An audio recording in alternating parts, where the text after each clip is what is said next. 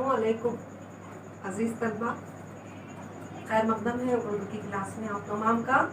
पिछली वीडियो में हमने सिपाही और बटमार सबक के निस्फ हिस्से का मुताला किया था। आइए आज हम सिपाही और बटमार इस सबक का निस्फ हिस्से का मुताला करेंगे।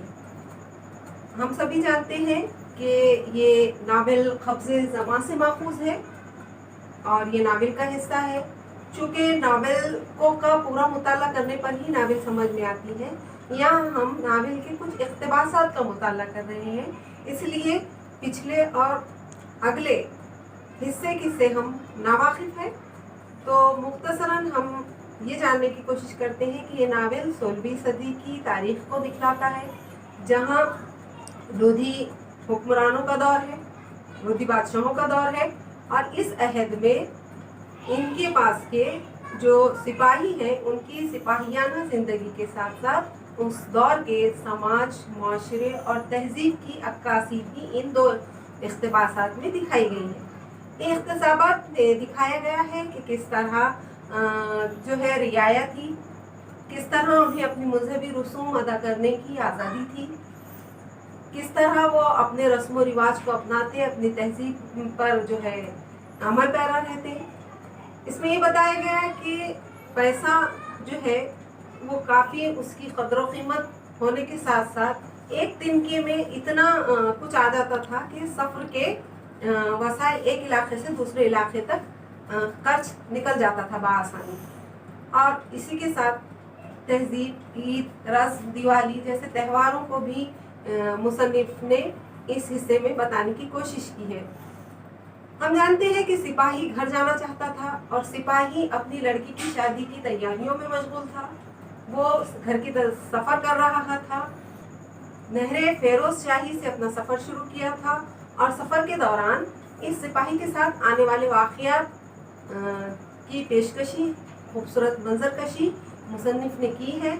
गोया वो मंजर हमारी आंखों के सामने आ जाता है कि किस तरह एक बुरी औरत मदद के लिए पुकारती है, सिपाही के दिल में रहम जागता है और सिपाही मदद के लिए उस बुढ़िया के आगे बढ़ता है। और इस दौरान सिपाही के साथ जो वाक़या होता है वो हम सभी जानते हैं कि उसके हाथ बांध दिए जाते, पाँव बांध दिए जाते, मुंह में कपड़ा ठोस दिया जाता और उसे बेयारो मददगार छोड़ दिया जाता और वो इसी उसमें उस जगह पर फेंक दिया जाता है, पड़ा रहता है। तो यहाँ तक कि हमने वो उस नावल के इक़्तिबास का मुताला किया था। अब हम नावल के निस्फ हिस्से का मुताला करेंगे। यकीनन आपने नई किताबें ख़रीदी होंगी। युवक भारती 12वीं जमात सफ़ा नंबर 9 का तीसरा पैराग्राफ मुलाहजा फरमाइए। मैं पढ़ूंगी, आप गौर से इसकी सत्रों पर नज़र रखें। मुझे रंज से बढ़कर गुस्सा था कि मैं सारे आलम में माने हुए सुल्तान की, सारे आलम में मानी हुई फौज का सिपाही और यूँ किसी कछुए की तरह पकड़ लिया जाऊँ, मुदाफ़ियत में अपनी एक बार भी न कर सकूँ। लानत है ऐसी सिपाहगिरी पर और तुफ है ऐसी सुल्तानी पर कि रियाया यूँ बेखटके दिन दहाड़े लूट जाए। मैं यहाँ यूँ ही मजबूर पड़ा रहा तो क्या पता रात में किसी मौजी जानवर का शिकार हो जाऊँ। क्या खबर, मुझे कोई और बटमार कत्ल करके जो कुछ मेरे बदन पर कपड़े और थैली में सत्तू और जलेबियाँ हैं और शलोके की जेब में चंद सिक्के बहलूली है, इन्हें भी लेकर चंपत हो जाए। मैंने चीखना चाहा, लेकिन वो मुताफ़िन कपड़ा मेरे हलक तक यूँ ठुसा हुआ था कि मैं अगर बोलने की कोशिश में मुंह या हलक पर कुछ ज़्यादा जोर डालता तो कपड़ा शायद मेरे हलक के अंदर ही उतर जाता। वक्त कितना गुजर गया था, मुझे इसका कुछ इल्म न था। मगरिब तो हो ही चुकी थी, लेकिन कहीं दूर से भी अजान की आवाज़ या मंदिरों में घंटे की पुकार या चरागाह से वापस होते हुए किसान या चरवाहे के साथ मवेशियों के रेवड़ों की घंटियों की आवाज़ कुछ भी न सुनाई देती थी। दाना दुनका चुनकर अपने घोंसलों को लौटने वाली चुनियों के झुंड अगर थे तो या तो अभी वापस न हो रहे थे या वो अभी शाम की तन्हा शफक में चुप चहचहाते निकल गए थे, या अगर आवाज़ कोई सुनाई देने वाली थी بھی تو زور سے چلانے کی کوشش سے میرے کانوں میں سائیں سائیں اس قدر ہونے لگی تھی کہ کچھ سن لینا مشکل تھا۔ کیا بہت دیر ہو گئی تھی؟ کیا اب بھی کوئی آنے والا نہیں ہے؟ ابھی ابھی میں نے شیر کی دہاڑ سنی تھی۔ شیر تو اس علاقے میں نہیں تھے۔ ہاں، گلدار بہت تھے۔ گلدار تو جمنا کے کنارے کی کچھاروں میں دہلی سے کرنال تک چھوڑے ہوئے سانڈوں کی طرح بے روک ٹوک گھومتے تھے، اور بھیڑیے بھی۔ گلداروں کی تو ہمتیں اس قدر کھلی ہوئی تھی کہ دہلی کے مضافات میں جو آبادیاں بوجہ نقل مکانی کے ذرا چھتری ہو جاتی، ان کے خالی گھروں میں گلدار آباد ہو جایا کرتے تھے۔ یہاں تو میں جمنا کے کنارے سے دور تھا۔ سلطان فیروز شاہ خلد مکانی نے یہ نہر بنوائی ہی اسی لیے تھی کہ جمنا کا پانی جن علاقوں میں پہنچتا نہیں ہے، وہاں یہ ذریعے اس نہر کے پہنچ جائے۔ لیکن یہاں بھی اب گھنے درختوں اور نہر کی رطوبت نے کچھار جیسا ماحول پیدا کر دیا تھا۔ سلطان فیروز کو اللہ نے جنت میں اونچا مقام ضرور دیا ہوگا۔ انہوں نے اس راہ میں اور کول کی راہ میں جگہ جگہ شاہی سرائیں بنوائی تھی، جہاں کوئی بھی مسافر کچھ رقم دیے بغیر ٹھہر سکتا تھا، اور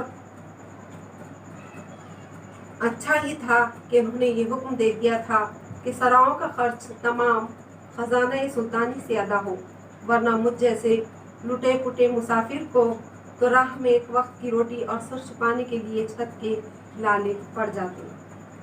میں نے بہت چاہا کہ راہ کے کسی پتھر سے رگڑ کر اپنے ہاتھوں کو بندش سے آزاد کرا لوں، لیکن ایک تو اس اندھیرے میں پتھر کہاں ملتا، پھر میری آنکھوں پر اندھیری جو چڑھی ہوئی تھی اور ہاتھ پیر بندھے ہوئے تھے، پاؤں کے بند کو رگڑ کر کاٹنے کی کوشش میں جگہ جگہ خراشوں کے سوا کچھ ہاتھ نہ لگا تھا۔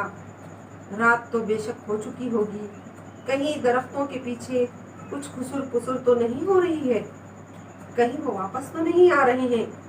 کیا یہ آواز کیسی ہے؟ میں نے بہت غور سے سننا چاہا، لیکن کانوں میں سائیں سائیں اب بھی ہو رہی تھی۔ ہاں، یہ کچھ نئی سی آواز تھی، ٹھہر ٹھہر کر آ رہی تھی۔ کہیں کسی مندر میں گھنٹ ناقوس تو نہیں بج رہا؟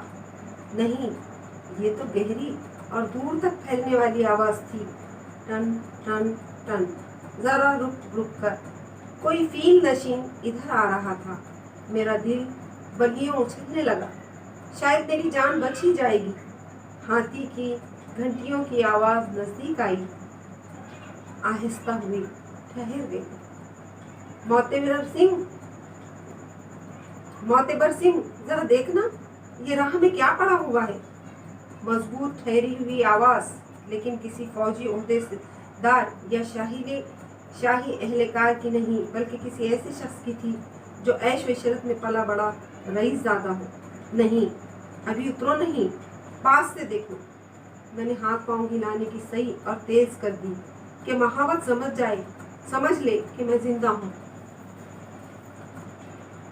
عالی جا، لگتا ہے ڈاکوؤں نے کسی شخص کو گھائل کر کے ڈال دیا ہے۔ نہایت مؤدب آواز آئی، نیچے اترو، اس غریب کی کیفیت دریافت کرو۔ اچھا یوں کرو، ہاتھی کو ذرا اور آگے لے جا کر کہہ کے سونڈ سے اس آدمی کو اٹھا کر اوپر میرے پاس لے آئے۔ چلو شاباش۔ معتبر سنگھ نے ہاتھی کو کچھ آگے بڑھایا، لیکن کتنا اس کا مجھے اندازہ نہ ہو سکا۔ معتبر سنگھ نے ہاتھی سے سرگوشی میں کچھ کہا اور کئی بار کہا، پھر مجھے لگا کہ کوئی بہت ہی طاقتور اور کئی گز لمبا موٹا اجگر مجھے باہم میں لپیٹ کر دلوں میں اپنے اٹھائے لیے جا رہا ہے۔ میں نے سہم کر خود کو چھوٹا کرنے کی کوشش کی، لیکن کہاں میں اور کہاں وہ زبردست بادلوں جیسا زور۔ آن کی آن میں ہاتھی نے مجھے رئیس کے عہدے کے آگے محاوت اور مالک کے بیچ کی جگہ میں دھانس دیا۔ بلا سے جگہ تنگ تھی، لیکن اب میں ضیق جاں سے تو بچ نکلا تھا۔ معتبر سنگھ نے یا شاید مالک نے بھی اس کا ہاتھ بٹایا، مجھے بآسانی اس عفونت سے بھرے اور شاید تیل اور تھوک سے بھی چکنے ہوئے میرے حلق میں ٹھسے ہوئے کپڑے اور آنکھ کی پٹی سے آزاد کر لیا گیا۔ تاہم مجھے اپنی آواز دوبارہ حاصل کرنے میں کچھ وقت لگا۔ تھوک کو بمشکل گھونٹتے ہوئے میں نے فیل نشین کے سوال کے جواب میں مختصر لفظوں میں اپنی بپتا کہہ سنائی۔ تو سپاہی جی، تم دوہرے خوش نصیب تھے، ان لوگوں نے تمہیں زندہ چھوڑ دیا اور پھر ہم ادھر آ نکلے۔ بندے کا بال بال آپ کے احسان سے گندا رہے گا۔ میں تو سمجھا تھا کہ شیر، بھیڑیا کوئی نہ کوئی مجھے کھا ہی لے گا۔ خیر رسیدہ بود بلائے، ہوا سو ہوا۔ میں بہادر گڑھ جا رہا ہوں، وہاں تک بآسانی تمہیں پہنچا دوں گا، آگے جو تمہاری جی چاہے۔ یہاں یہ اقتباس ختم ہوا۔ آئیے ہم اس کے الفاظ معنی دیکھتے ہیں۔ اس سبق میں جو پہلا اب نصف حصہ ہم پڑھ رہے ہیں، اس میں سپاہی زمین پر ڈال دیا گیا ہے اور وہ اب تخیلی اڑان بھرنے لگتا ہے۔ وہ سوچنے لگتا ہے کہ کوئی آئے گا کہ یہاں مجھے بچائیں گا، یا میری ان جو ہے کیڑوں مویشیوں سے حفاظت ہوگی، کیونکہ صرف ہواؤں کی آواز سنائی دے رہی تھی اور دور دور تک کوئی نہ مسجد کی اذان سنائی دے رہی تھی، نہ مندر کی ہی کسی گھنٹے کی آواز سنائی دے رہی تھی، اور صرف سائیں سائیں کی آوازیں سنائی دے رہی تھی۔ سپاہی خیالوں میں گم تھا کہ کیا ہوگا میرے ساتھ، یعنی مجھے اور پھر سے کوئی بٹ مار جو ہے مجھ پر حملہ نہ کر دے یا مجھے جان سے ہی نہ مار دے۔ اور وہ سوچنے لگا کہ میں یعنی اتنے سارے عالم میں مانے ہوئے بادشاہ کا سپاہی ہوں اور میرے ساتھ ایسا واقعہ پیش آ گیا ہے جس کی دھاک سارے عالم میں ہے۔ اس بادشاہ کے سپاہی کے ساتھ یہ ہو تو عام رعایا کا کیا ہو سکتا ہے۔ انہی خیالوں میں وہ سوچتا رہتا ہے کہ دن دہاڑے کس طرح رعایا جو ہے لوٹ لی جاتی ہے۔ انہی خدشات میں وہ ڈوبا ہوا پڑا رہتا ہے کہ کس طرح سے جو ہے میرا ہوگا۔ پھر وہ دیکھتا ہے کہ دھیرے دھیرے کافی دیر کے بعد جو ہے، کافی طویل سناٹے کے بعد کچھ اس کو ہلکی ہلکی آوازیں سنائی دینے لگتی ہے کہ اور وہ سوچنے لگتا ہے کہ شاید کوئی آواز ہے اور کوئی میری مدد کے لیے پہنچ رہا ہے۔ تو کچھ آوازیں جو ٹن ٹن ٹن اس طرح کی آوازیں تھیں وہ سنائی دینے لگتی اور دھیرے دھیرے آواز قریب سے قریب آنے لگتی ہے۔ تو وہ دیکھتا ہے کہ کوئی ہاتھی ضرور ہے جس پر کوئی سوار ہے اور خسر خسر کی اس کو آوازیں سنائی دیں۔ خسر خسر یعنی ہلکی آوازیں، خاموشی سے ایک دوسرے سے کی گئی سرگوشیاں اسے سنائی دینے لگتی۔ جب وہ قریب آنے لگتے ہیں تو وہ آواز سن کر جو ہے کہتے ہیں کہ دیکھو کوئی ہے کیا۔ پیل بان سے کہتے ہیں کہ دیکھو کوئی ہے کیا۔ پیل بان یعنی ہاتھی، پیل یعنی ہاتھی اور بان یعنی ہاتھی کو جو ہے اپنے کنٹرول میں رکھنے والا یا ہاتھی کو چلانے والا۔ مہاوت بھی کہتے ہیں اسے اردو میں۔ تو مہاوت ذرا دیکھو تو کون ہے۔ مہاوت کا نام معتبر سنگھ ہے۔ معتبر سنگھ جو ہے دیکھنے کی کوشش کرتے ہیں تو کہتے ہیں کہ ذرا اور قریب لے کر ہاتھی کو دیکھو، کوئی زمین پر پڑا ہوا ہے۔ مہاوت قریب جانے کی کوشش کرتے ہیں تو وہ جو ہے یہ بھی اپنے ہاتھ پیر ہلانے لگتے ہیں تاکہ سامنے والوں کو یہ پتہ چل جائے کہ میں ابھی زندہ ہوں۔ اس طرح مہاوت جو ہے ہاتھی کو کے ذریعے وہ کہتے ہیں کہ ہاتھی کے ذریعے انہیں اوپر لو، ہاتھی کی سونڈ سے ان کو اوپر جو مہاوت ہے لیتا ہے۔ تو یہ ایسا کیونکہ ان کی آنکھوں پر پٹی بندھی ہوئی ہے، ان کو ایسے بھی سنائی نہیں دے رہا اور چیخنے کی وجہ سے ان کے کانوں میں بھی ایسی آوازیں جو ہے گونج رہی ہے، تو ان کو لگتا ہے کہ جیسے کوئی بڑے اژدہے نے ان کو اپنی دبوچ لیا ہے۔ ان کی سانسیں رکنے لگتی ہے، اپنے آپ کو سمٹانے کی کوشش کرتے ہیں لیکن ان کا یہ بچ نہیں پاتے اور اچانک سے یہ کیا ہوتا ہے کہ ہاتھی کی پیٹھ پر ان کو ہاتھی اپنی سونڈ کے ذریعے بٹھا لیتا ہے۔ اور جب یہ سونڈ پر بیٹھ جاتے ہیں تو ان کو فیل ہوتا ہے، یہ محسوس ہوتا ہے کہ کوئی ہے جو انہیں بچانے کی کوشش کر رہا ہے۔ ان کے ہاتھ کھولے جاتے ہیں، ان کو جو ہے آزاد کیا جاتا ہے پٹیوں سے، ان کی آنکھوں کی پٹی کھولی جاتی ہے اور منہ سے کپڑا نکالا جاتا ہے۔ لیکن کتنی دیر تک یہ اپنے حواس پر قابو نہیں پا سکتے ہیں اور بات چیت کرتے تھوڑی دیر بات نہیں کرتے ہیں، لیکن تھوڑی دیر کے بعد وہ مختصر میں اپنا قصہ بیان کرتے ہیں کہ ان کے ساتھ کون سا واقعہ پیش آیا۔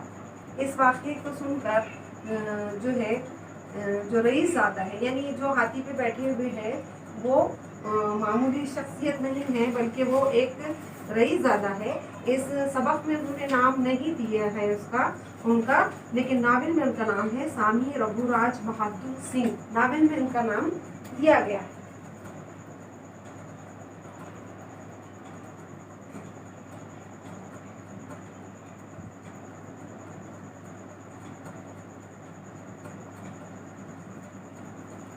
یہ کسی شادی میں شرکت کے لیے قریب کے گاؤں میں جا رہے ہوتے ہیں، تو وہ کہتے ہیں سامی رگھو راج سنگھ کہ میں جو ہے جا رہا ہوں اور تم کو وہاں تک جو ہے چھوڑ دیتا ہوں، وہاں جو سرائے آئیں گی وہاں سرائے پر تمہیں اتار دیتا ہوں۔ اس طرح ان کا سفر شروع ہوا اور یہ پھر سوچنے لگتے ہیں کہ اچھا ہوا کہ محمد فیروز شاہ نے یہ جو جمنا سے نہریں نکالی ہیں، جمنا ندی سے جو نہریں اطراف میں پھیلائی گئی ہیں، انہی نہروں کے ساتھ انہوں نے بہت ساری سرائیں بھی بنائی ہیں۔ سرائیں قیام گاہ، مسافر جب سفر کرتا ہے تو کہیں نہ کہیں ٹھہرتا ہے، تو ایسی سرائیں بنائی ہیں جو بہت کم خرچ پر جہاں رک سکتے ہیں، ٹھہر سکتے ہیں۔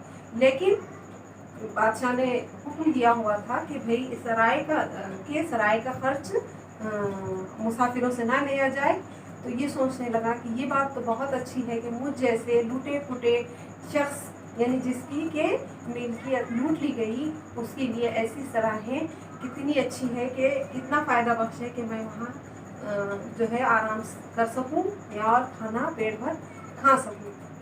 اس طرح سے یہ جو ہے نکلتے ہیں، اور یعنی یہ جو سامی رگھو راج سنگھ ہے، یہ اپنے گاؤں کی طرف بڑھتے ہیں اور انہیں کیونکہ وہ بہادر گڑھ جا رہے ہیں، بہادر گڑھ، تو بیچ میں انہیں سرائے میں اتار دیتے ہیں اور سرائے میں یہ پہنچ جاتے ہیں، اور اقتباس کے آخری حصے میں وہ تو کہتے ہیں کہ تم جیسے سپاہی تھے اس لیے تمہاری جان بچ گئی اور تم اس کا شکر ادا کرو، تو یہ بھی کہتے ہیں کہ میں بھی آپ کے احسان کا مند ہوں اور آپ نے مجھے جو ہے یہاں تک پہنچا دیا ہے، ورنہ ہو سکتا تھا کہ مجھے کوئی شیر یا بھیڑیا ہی نگل لے یا اپنی غذا بنا لے۔ اور اس طرح سے وہ اپنے سرائے تک پہنچ جاتا ہے۔ یہاں تک ہم نے دیکھے ہیں۔ اس سبق میں کثرت سے محاورے استعمال ہوئے ہیں، تو ان محاوروں کی سب سے پہلے تو ہمیں الفاظ کے معنی دیکھ لینا ہے۔ جیسے لفظ ہے تف، کہتے ہیں نا کہ تف ہے ایسی زندگی پہ کہ سپاہی ہوتے ہوئے بھی، سپاہیانہ زندگی ہوتے ہوئے بھی میرے ساتھ ایسا واقعہ پیش آیا، تو تف یعنی لعنت، اپنے آپ پر وہ لعنت ملامت کرتا ہے۔ ذرق جان یعنی سخت پریشان ہونا یا کسی پریشانی میں مبتلا ہو جانا۔ شیر کی دہاڑ، شیر کی آواز۔ خسر یعنی سرگوشی کرنا، سرگوشی کرنا آہستہ آہستہ باتیں کرنا یا کان میں باتیں کرنا، ایسی باتیں جو بہت تیز آواز میں نہ کی جائے۔ سائیں، ہوا چلنے سے جو آوازیں آتی ہیں، عموماً پتوں کے کھڑکھڑانے سے جو آواز آتی ہیں اس سے سائیں آوازیں نکلتی ہیں۔ اب ہم کیا کریں گے کہ ان محاوروں کو جملوں میں استعمال کرنے کی کوشش کریں گے۔ جیسے محاورہ ہے تف، آپ اپنی کاپیوں میں یہ محاورے کو بنا سکتے ہیں، تو بتائیے کہ تف کو آپ کس طرح استعمال کریں گے۔ چلیے ایک جملہ میں بناتی ہوں، آپ الگ الگ جملے بنائیے۔ تف ہے ایسی سپاہیانہ زندگی پر،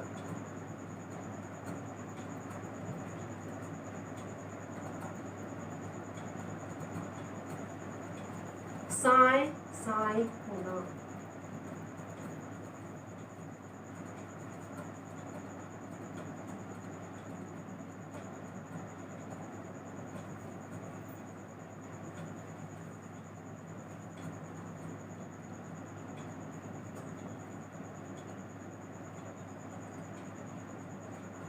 जंगल में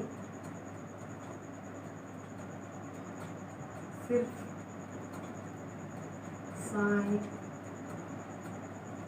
साए की आवाज़ आ रही थी।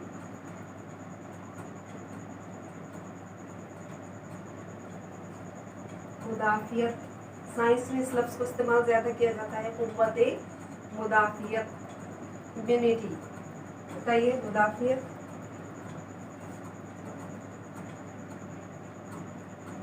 अपने आप को बचाने के लिए उसने अपनी पूरी कुव्वते मुदाफियत इस्तेमाल की।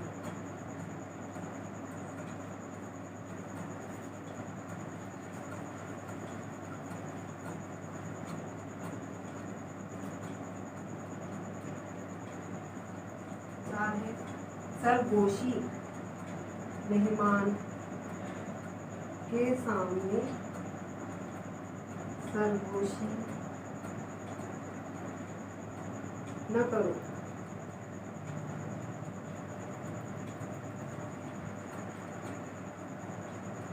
आप इस तरह के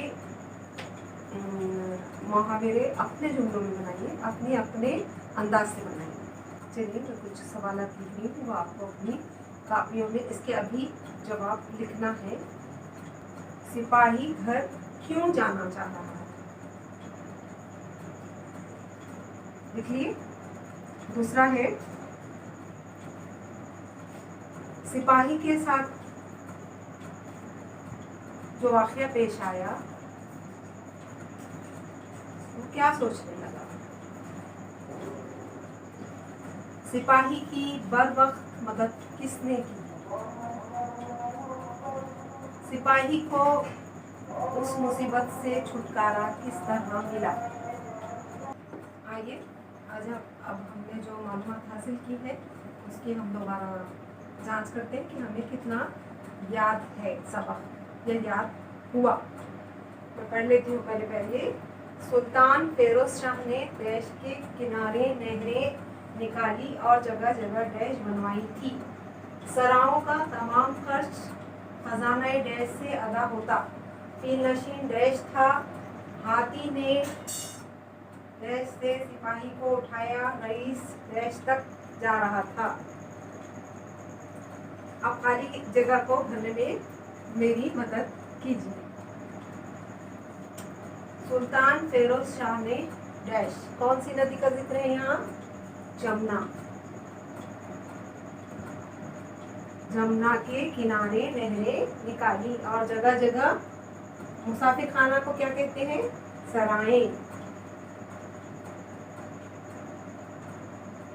बनवाई थी। सराओं का तमाम खर्च खजाने सुल्तानी या बादशाह, यहाँ हम सुल्तानी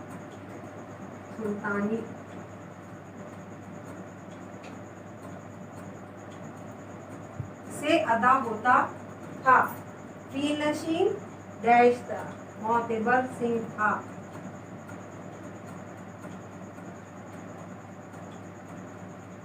हाथी ने किससे उठाया? अपनी सूंड से।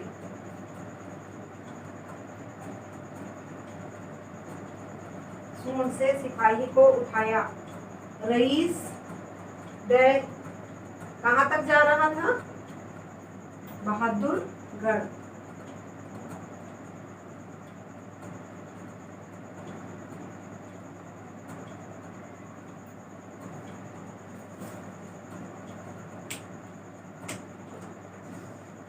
ये अपनी अपनी रियाजों में नोट कर लीजिए।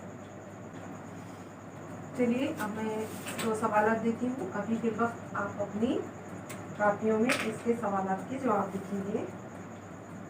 असबाब बयान कीजिए।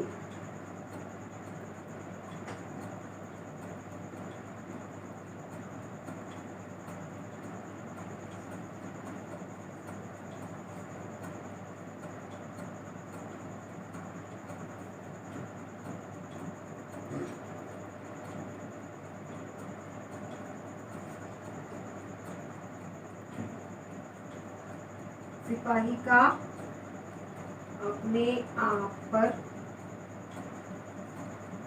लानत भेजना।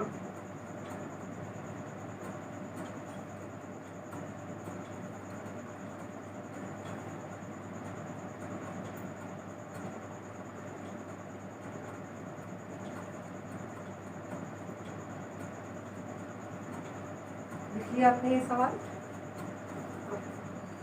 घर काम के लिए एक सवाल देती हूँ।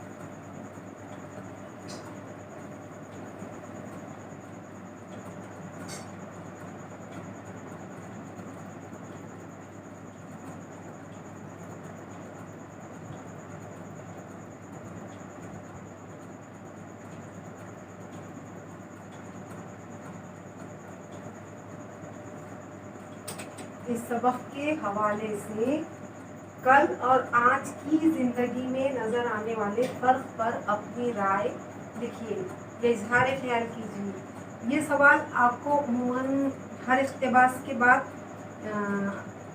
जो आएगा कि इजहार राय दीजिए, यानी अपनी राय दीजिए। तो इसमें आपको किताबी मवाद नहीं लिखना है। किताबी मवाद का आप रेफरेंस लेकर आप क्या सोचते हैं, आप क्या ख्याल रखते हैं, आप किस तरह से अपना इजहार ख्याल कर सकते हैं, आपको अपना लिखना है।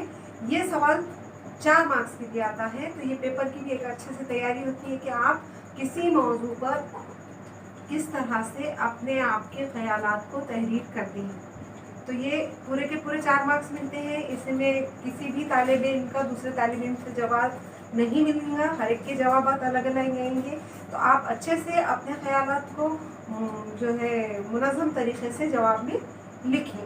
अब 4 लाइन नंबर के हिसाब से लिखिए। आप आधा पैराग्राफ या आधा जो है कापी का सफ़ा आप आराम से लिख सकते हैं।